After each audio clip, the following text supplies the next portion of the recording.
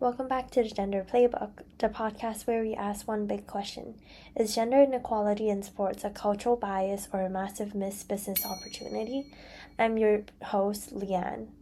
Over the last 2 episodes, we have heard the personal stories. We've talked about funding gaps and the struggle for participation. But here's the thing, sports is a product, and like any product, its value is often determined by its audience. If no one's watching, the sponsors don't come, the salaries don't rise, and the cycle continues. So today we're looking at the data. We're looking at the consumer. Why do sports fans choose to watch what they watch? Why do the majority of us default to men's sport, even when the women's game offers the same exact sport? To help me break this down, I'm going to speak to Louis. Louis is a high school student who enjoys various sports. He's a track and field athlete himself, and he's obsessed with basketball and also golf. He's here to give us the male perspective on female sports to help us understand the psychology and the consumer habits that drives the viewership gap straight from our Generation Z athletes' point of view.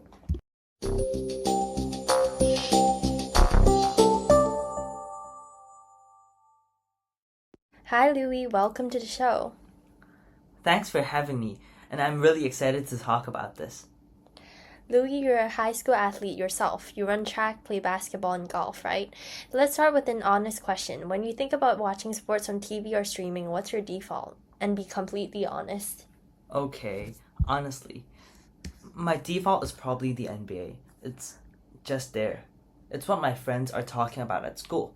It's what on the highlights on the YouTube. But if I'm being really honest, I also watch a lot of women's track and field, especially during the Olympics or World Championships.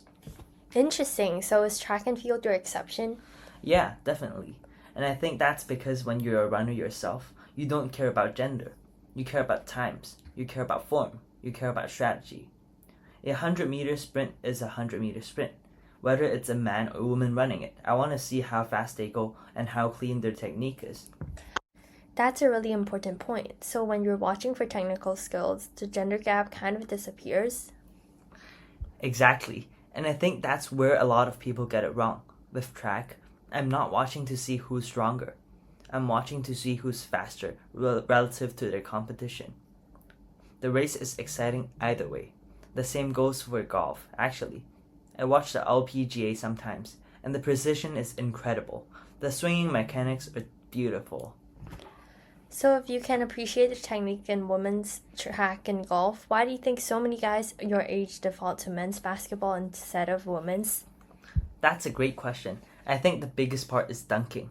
I know that sounds dumb, but for a lot of high school guys, basketball is about athletic explosion. They want to see guys fly. The WNBA is more about fundamentals and shooting, which is actually smarter basketball. It's less dramatic for the casual fan. Another would be social acceptance. If I talk to my friends about crazy LeBron James dunk, my friends would be excited to talk about it. But if I talk about a WNBA game, some of my friends might even ask why I'm watching that. It's stupid. But peer influence is real, especially in high school.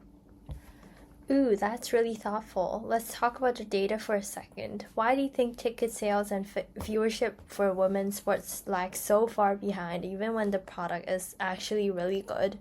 I think it comes down to how we have had decades of men's sports being shoved in our faces. I know the NBA players because I've seen them on TV and my dad is playing it since I was a kid. I don't have that same emotion and investment in WNBA players because I haven't been trained to know them. So it's not about quality, it's about familiarity? 100%. And the data backs this up. I read somewhere that women's sports get less than 5% of media coverage. If I only see something 5% of the time, my brain is going to forget about it. It's not that I don't want to watch. It's that I'm not being reminded to watch. And the ticket sales, same thing. If I don't know when the games are, I can't buy a ticket. That's availability heuristic in action. We think things are more important if we see them more often. Exactly. And I think that's what a lot of people don't get. It's not about sexism. Most of my guy friends aren't sexist.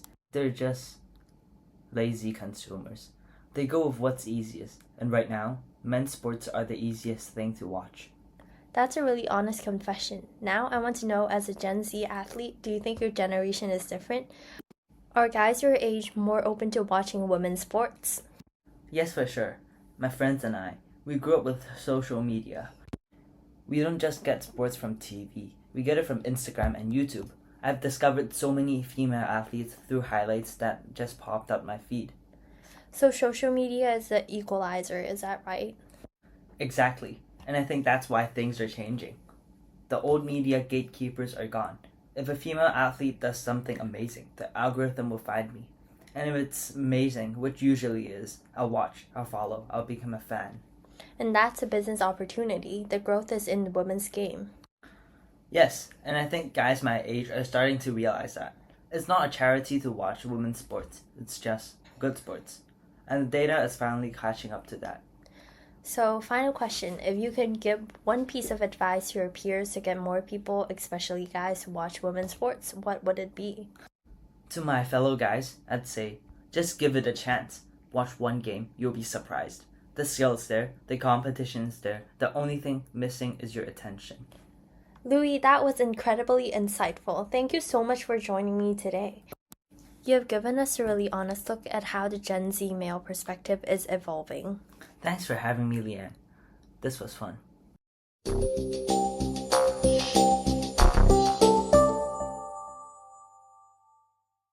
What I'm taking away from today is that the male perspective isn't hostile. It's often just indifferent.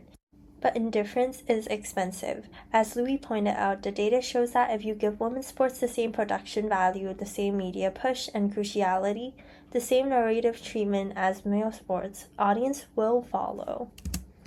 The stereotype that men don't watch because of lower quality collapses when you look at the ratings for the Olympics or the World Cup. It's not about quality, it's about awareness and habit.